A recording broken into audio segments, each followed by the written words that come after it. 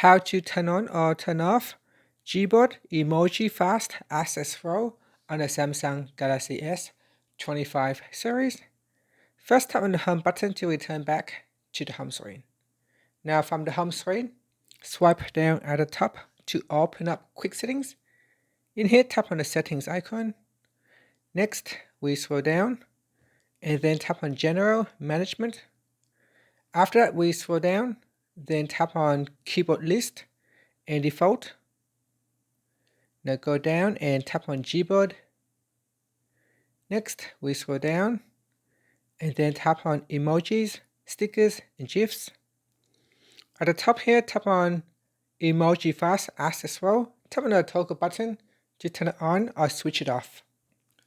When you turn this on, the phone will show popular and frequently used emojis on the main keyboard. And that's it. After that, you can tap on the back key or tap on the home button to return back to the home screen. And that's it. Thank you for watching this video. Please like and subscribe to my channel for more videos.